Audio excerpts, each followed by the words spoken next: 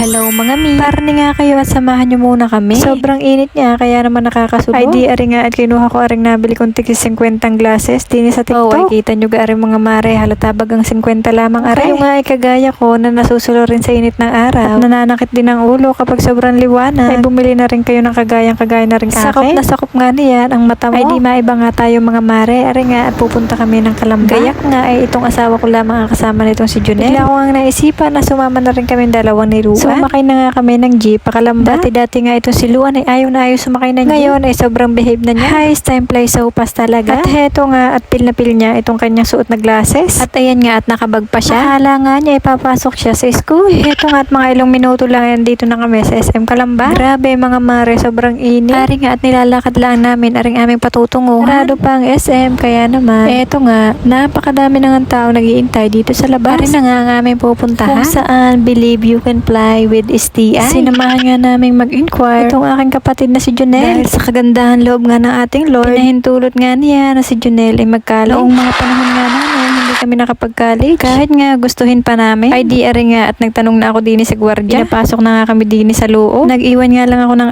ID at binigyan niya ako nitong visitor ID. Ari nga at full support ang aming pamilya. Si Habi nga ay umabsent pa yan nga siya sa work. Para nga samahan si Junel. Kami lang naman ni Luan ay nakisama dahil lang. Nga itong si Junel ay bagong salta dito sa amin. Kaya naman ginagabayan namin siya. Di sa susunod nga ay siya na lamang. Nag-research na nga pala kami ng mga school na open pa ang slot. Ang gusto niyang course ay electrical technology. Ang second choice ay IT. Nagbayad na nga ako ng 1K for the slot reservation para lamang sure na may papasukan siya. Dahil ngayon nga ay halos punuan na. Ay di ari nga at fill up na siya. Nang makatapos nga ay kami nga ay umuwi na. Di nga pala kami dumaan sa SM. Kaunting life sharing lamang sa inyo mga mare. Ari pinakabuod lang naman. Alam nyo mga mare, noon nga ay galit ako dahil ang hirap ng buhay. May mga pangarap kami at may mga gusto kami na hindi namin maabot dahil walang pera. Pinangarap ko din naman mag-college. Kaya lang nung panahon namin, wala namang susuporta sa akin. Ako pa ang panganay. So, nung nakatapos nga ako ng high school, ako'y naghanap na agad ng trabaho. Dahil nakikita ko nga ng aking ama ay hirap na rin sa pagtatrabaho. Hindi sumasapat kanyang kinikita para sa aming magkakapatid. Tad na ang utang ng aking ina. Tapos, nag-aaral pa nga itong aking mga kapatid. Ako bilang panganay, andyan yung bigat. Parang wala akong choice kung hindi mag-step up. Ang palagi kong nasa isip, kung hindi ako, sino? Sa akin, mag-uumpisa ang pagbabago. Ang pinakatumatak nga sa isip ko, ay sisikapin ko na mapabuti ang aking mga kapatid na sumunod nga sa akin. Kaya't buong buhay ko at lahat ng klaseng tulong ay binibigay ko sa kanila. Dahil yun nga, hindi ko naranasan. Yung tulong na consistent. Ako, yung klase ng tao, natutulungan ka kung paano manghuli ng isda. At hindi lang kita basta bibigyan. Kasi nga, ayun ang na-experience ko sa buhay ko. Magsipag ka at magsikap ka para magkapera ka. Hindi porket may hihingian ka, ay aasa ka na lang. At nitong makilala ko nga itong asawa ko, siya ang unang nagpakilala sa akin sa Lord. At nang matutunan ko nga isurrender lahat sa Lord, ang lahat ng bigat, hinaing, at problema ko sa buhay, ay eto nga at gumaan ang buhay ko. Mayroon akong joy at peace of mind na hindi ko maipaliwanag. Hindi ako mayaman at wala akong maraming ipon. Kaya hindi ko alam kung may lugar ba para i-share ko itong aking kwento. Ang tanging meron lang ako ay ang Lord, responsableng asawa, at magandang anak. Pero hindi yan mababayaran ng pera. Oo, at mahalaga talaga ang pera sa buhay natin. Pero mas mahalaga talaga na may Diyos ka sa buhay. Ang sabi nga, when you have God, you have everything. Ang lahat nga ng bagay ay aayon sa iyo. Kung sa Kanya ka huhugot ng karunungan, ng kalakasan at ng katapangan. Shout out nga pala din sa aking kumare. Ang sabi nga niya ay ang laki na raw ng pinagbago ko. Praise God, all glory to God lahat. Alam ng mga ya kung gaano ako kamaldita at kalupit noon. Ako hindi naman talaga ako perfectong tao. Sino ba naman ako para magsalita ng